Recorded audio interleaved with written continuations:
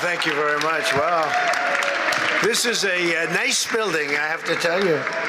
So this is a special occasion for a lot of reasons, but number one is it's our first occasion in this building using it for peace.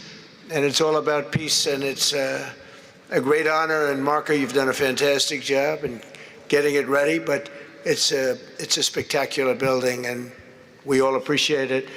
And very importantly, we're settling a war that's been going on for decades with millions and millions of people killed. And these two gentlemen spent a lot of time backstage talking to each other, and over at the Oval Office. We were at the Oval Office together. It was beautiful. And I think it's just a very important day. And we have other leaders from other countries, and you said such beautiful things. I'd love to have you come up. We'll finish up, and then I'd love to have you come up, and if you can issue the words that you just issued backstage. It usually doesn't work, you know. It usually never happens. They said, oh, they said it much better before, but you will probably do better up here. But I'd love to have you say how you felt, because it is an amazing day. Great day for Africa, great day for the world, and for these two countries, and they have so much to be proud of. And I want to thank the leaders. I want to thank you very much. It means maybe more because we are here together for the first time ever in this building. Brand new, beautiful building. I don't want to tell you how much it costs, because I hear it's a lot. Okay? They don't build inexpensively here. But I just want to thank you very much. So please sit down, everybody. I want to thank everybody for being here. It's a momentous occasion. It's truly incredible setting. It's very few places I've seen like this. In this holy season, we prepare to celebrate the birth of the Prince of Peace. We have come to the U.S. Institute of Peace to sign a historic agreement that will end one of the longest-running conflicts anywhere in the world, with far more than 10 million people killed. Today, we commit to stopping decades of violence and bloodshed and to begin a new era of harmony and cooperation between the Democratic Republic of the Congo and Rwanda. I want to thank the two courageous leaders. They are courageous leaders. They really are courageous leaders, great people. President Tshisekedi of the Democratic Republic of the Congo and President Kagame of Rwanda. They are amazing people, and they had stories to tell me that were incredible. Really fascinating in so many different ways. Sad and beautiful, both sad and beautiful, and today makes them beautiful. I've just held really fantastic meetings with both men and representatives of other countries, where we discussed the importance of upholding this new agreement. Very detailed, powerful agreement. I also want to thank several foreign guests and dignitaries in attendance to celebrate this magnificent event, including the President of Angola. Please, would you stand? And so great to see you. Thank you. The President of Burundi. Thank you very much. Great to see you again.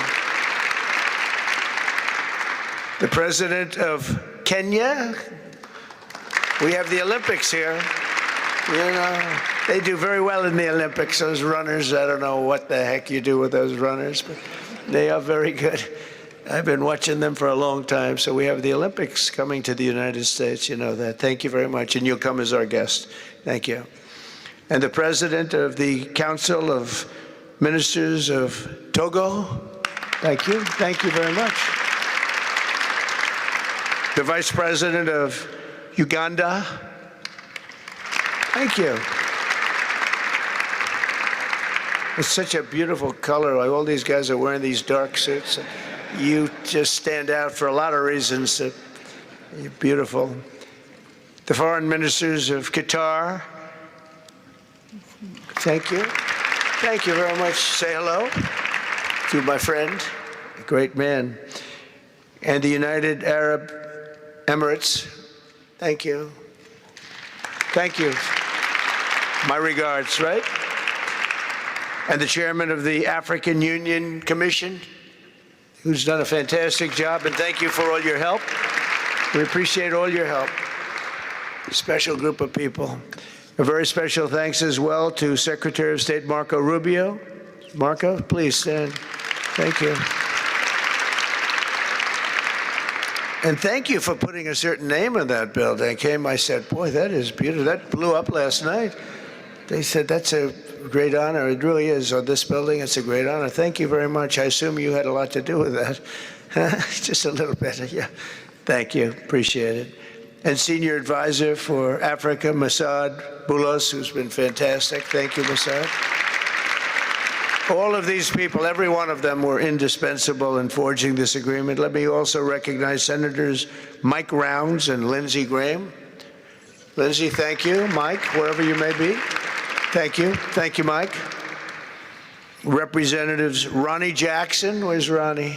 Ronnie is that great guy. He won his race in Texas by 48 points, right, Ronnie? So I don't have to ask if he's in any, I don't even have to endorse him anymore. It doesn't matter. Save the paper, right? Great job. Chris Smith. Chris? Thank you, Chris. Great.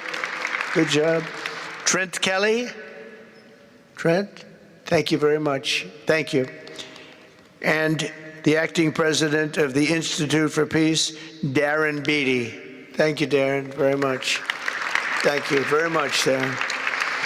For more than 30 years, one of the worst conflicts on earth has been raging in eastern Congo. Millions and millions of people have been tragically killed, went on forever, and countless more have been displaced from their homes. Families have been destroyed. It's been a disaster. Many administrations have tried, but probably not too hard, knowing who preceded me. But they tried. It says they've tried. But we tried harder to end this conflict. But they've accomplished, obviously, they accomplished very little because the killing went on at levels that just got worse and worse. And today we're succeeding where so many others have failed. And this has become the 8th war that we've ended in less than 1 year. Such an exciting thing to do. This has been a really, because we're talking about 30 years of fighting, 30 years, much more than 10 million lives. Last June, thanks to the efforts of Secretary Rubio and Mr. Boulos, Rwanda and the DRC reached a landmark agreement to move toward peace. They started the process. I met with some of their great representatives who are here also, and we started a great process. The compact we're signing today, which will be known as the Washington Accords, everybody sort of liked that name, formalizes the terms agreed to in June, including a permanent ceasefire, the disarmament of non-state forces, provisions for refugees to return to their homes, and justice and accountability for those who have committed illegal atrocities. Very importantly, this agreement also creates a new framework for economic prosperity. There's tremendous wealth in that beautiful earth. It's beautiful earth, but it was stained badly with blood, tremendous amounts of blood. But in the region that will support a lasting peace, and the Democratic Republic of the Congo and Rwanda have agreed to more closely integrate their economies with each other rather than fighting, and they'll be doing that. And these two gentlemen are very smart, and I think they liked each other a lot. I spent time with them. I think they liked some people may be surprised. I really do. I think they've spent a lot of time killing each other, and now they're going to spend a lot of time hugging, holding hands, and taking advantage of the United States of America economically like every other country does. So they're going to do very well, but they do have some very valuable things. They're going to have a lot of money and a lot of success, and I think they're going to get along really well, so I hope so. Thank you very much. Look at them. Look at the way they love each other. Thank you. So I have a lot of confidence in both leaders. We'll keep these commitments. I know they're going to keep them and follow through on the agreement and create a much brighter future for the people of their countries and their heroes within their countries because of today. This is a big story. And So much is being written and said. All of the newscasts have it at the top of the list. And they are heroes, and we want to keep it that way. Today, the United States is also signing our own bilateral agreements with the Congo and Rwanda that will unlock new opportunities for the United States to access critical minerals and provide economic benefits for everybody. And we'll be involved with sending some of our biggest and greatest companies over to the two countries. And we're going to take out some of the rare earth and take out some of the assets and pay, and everybody's going to make a lot of money. These are just two of the many new agreements related to mineral supplies that my administration has achieved this year, including with Australia, Japan, Kazakhstan, Malaysia, South Korea, and many other countries.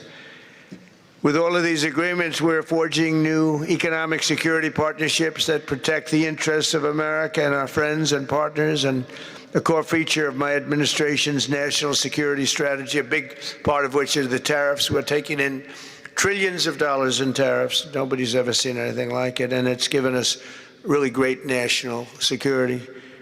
We'll be paying down debt. We'll be making distributions to people. And we're really doing a job.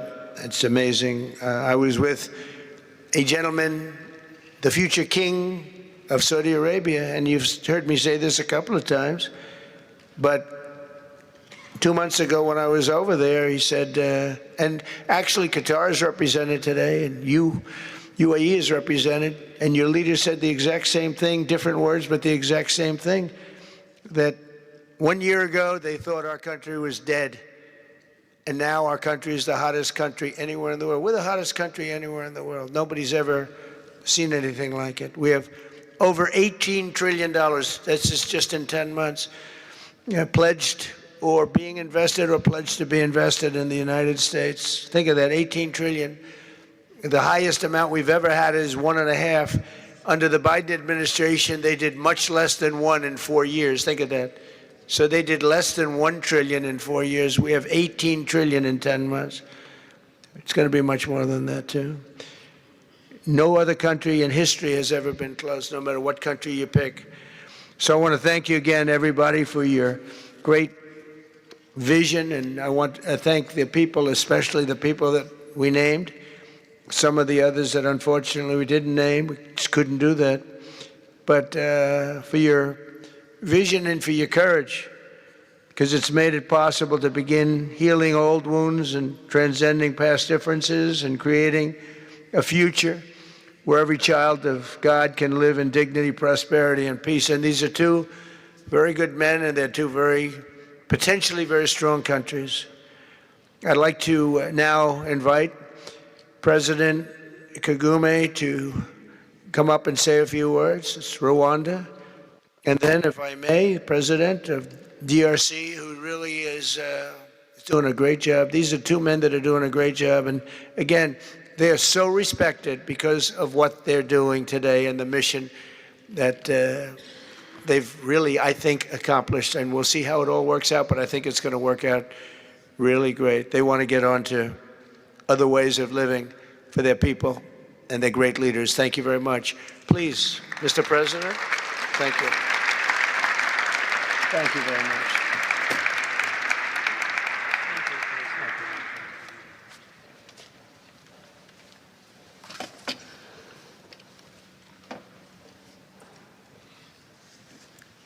Excellency Donald Trump, President of the United States of America, Excellencies, heads of state and government, and former heads of state, distinguished ladies and gentlemen, I want to begin with some words of thanks. First, to my fellow heads of state and government from Africa, your presence here confirms that these efforts enjoy the broad support necessary to succeed. I also thank Minister of State Kulaifi, representing His Highness Sheikh Tamim bin Hamad of Qatar.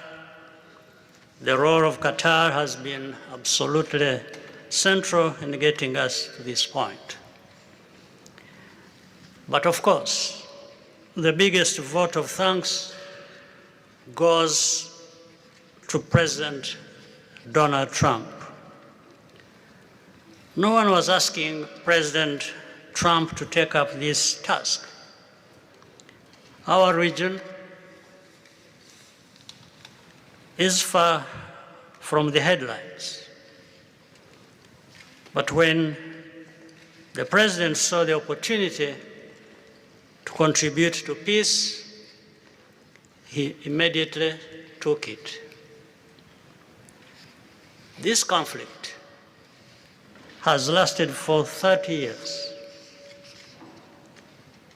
We have seen countless mediations and efforts, but none has succeeded in resolving the underlying issues. President Trump introduced a new and effective dynamism that created the space for breakthroughs. His approach is even-handed, never taking sides. He orients us toward the future, not the past, emphasizing that the dividend of peace is prosperity and investment, including from the United States. More importantly, President Trump's approach is pragmatic. The process has not become an end in itself. All of these elements filter down to his dedicated team, and here I want to single out Secretary Rubio and Masad Boulos for special appreciation. We would not be here today without their efforts. And as a result, we have the clearest and most viable path forward that we have ever had. These accords provide everything needed to end this conflict once and for all. If this agreement falters and things do not work out as they are supposed to, the responsibility will not lie with President Trump, but with ourselves. It's up to us in Africa, working with our partners to consolidate and expand this peace. There will be ups and downs on the road ahead. There is no doubt about it. Rwanda, I know, will not be found wanting. I can assure you of that. Our only objective is and has always been for our country to be safe and secure after having endured so much tragedy. We now only want to look forward in confident expectation of a prosperous and stable future. Mr. President, Excellencies, I thank you for your kind attention.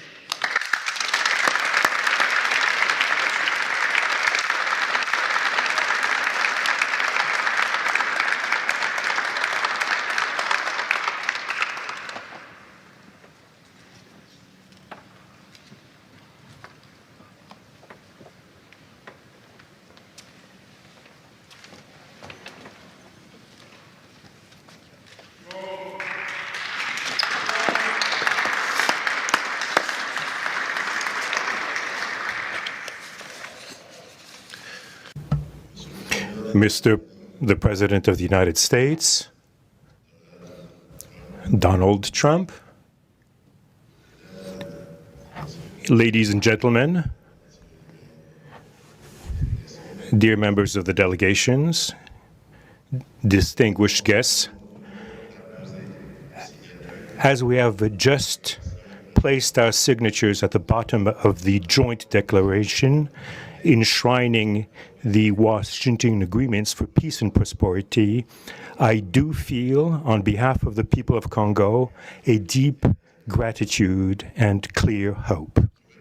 First of all, I would like to express quite solemnly our deep thanks to the President of the United States of America, Mr. Donald Trump. I would like to thank his administration and also wish to thank the American people for the critical role that they played for the rapprochement, the closening between the Democratic Republic of Congo and the Republic of Rwanda.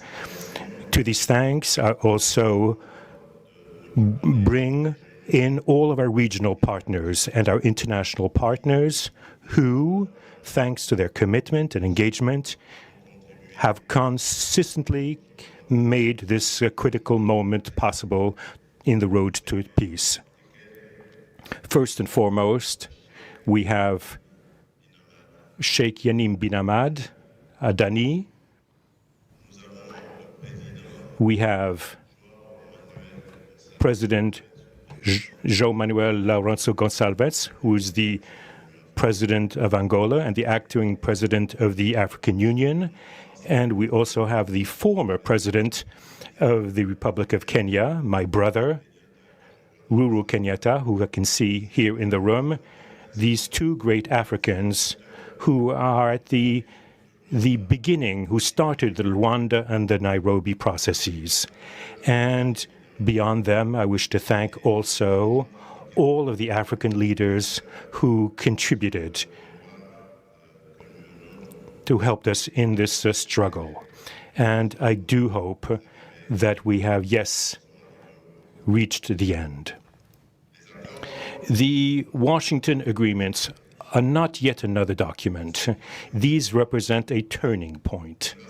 They bring together under a coherent architecture a declaration of principles of a peace agreement and also the regional economic integration framework to provide to the peoples of the region a new perspective, a new outlook, namely to finally overcome the cycle of violence, of forced displacements, of mistrust, defiance, in order to begin a new era of friendship, cooperation, and prosperity all shared together. For those involved, the Democratic Republic of Congo takes this solemn commitment to implement with complete sincerity all of our obligations that stem from this agreement. We will do this with seriousness, with rigorousness, and also the constant care for peace and the security of our populations, for the unity and the integrity of our territory. We do hope that thanks with the same seriousness that the Republic of Rwanda will also respect fully the letter and the spirit of the commitments made here in Washington. We are reaching out for a peaceful cooperation based on mutual respect, non-interference, and the joint struggle against the armed groups, the end of all support to negative forces, and the beginning of fair prosperity on behalf of our two populations. I do believe this day is the beginning of a new path.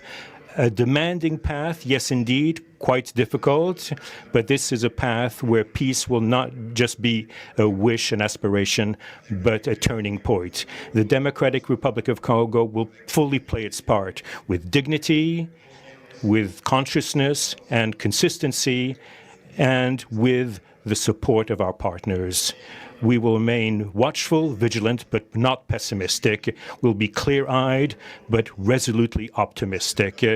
These Washington agreements for peace and prosperity must be for our peoples a symbol of an irreversible commitment to turn the page of confrontations and to open a new era of cooperation and sustainable peace throughout the region. Thank you.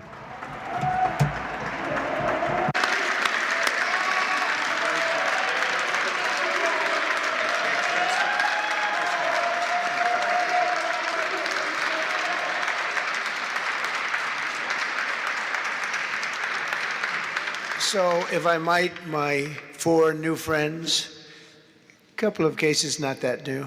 Could you come up, please? Do you mind? Please.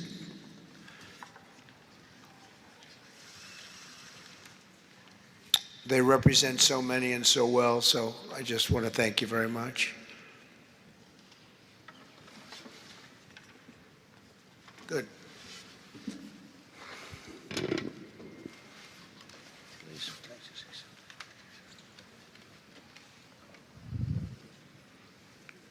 Sr. Presidente Donald Trump, Presidente dos Estados Unidos da América, caros convidados, altas entidades aqui presentes, senhores jornalistas, eu gostaria de realçar a importância desta cerimônia aqui em Washington, D.C.,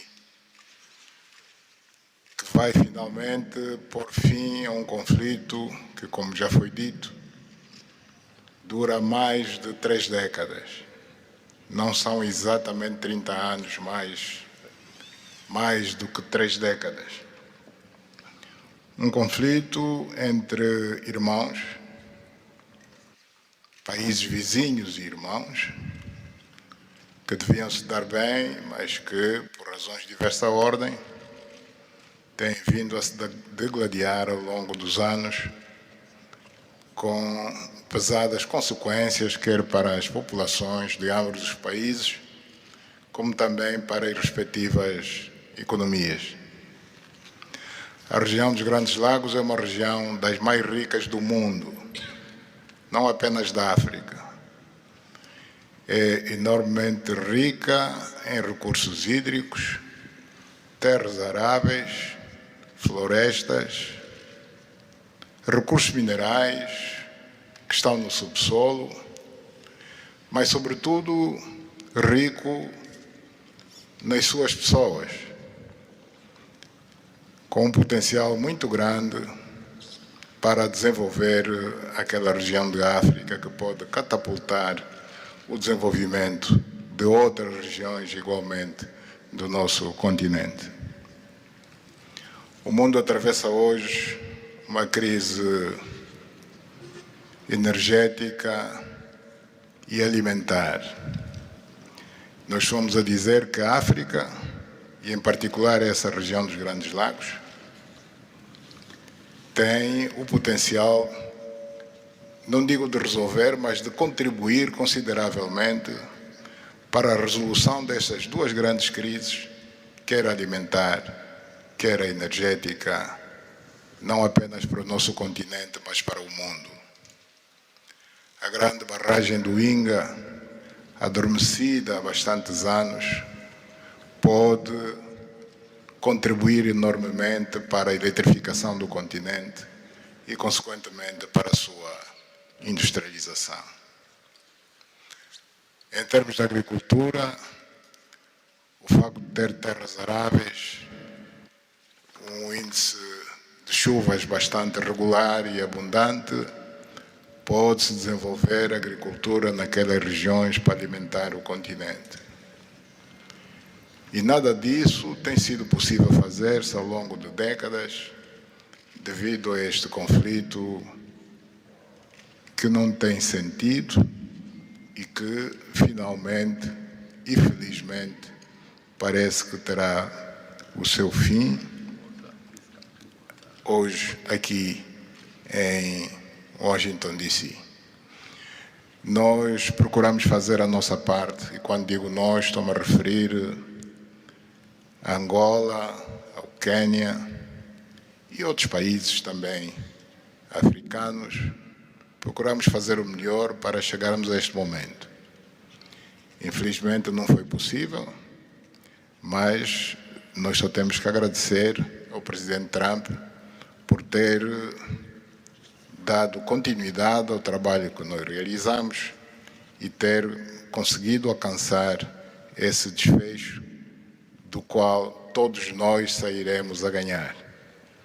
Tanto, mais uma vez, o presidente Trump fez a parte que lhe compete e nós esperamos e acreditamos que é o que vai acontecer, que as duas partes, ou seja, as autoridades da República Democrática do Congo e da República do Ruanda também farão a sua parte para a implementação com êxito deste acordo.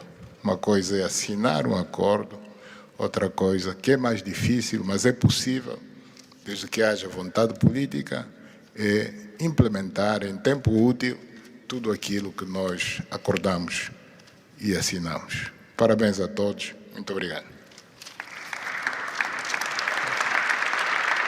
Your Excellency, the U.S. President, President Trump, dear guests, and dear dignitaries present here and press members.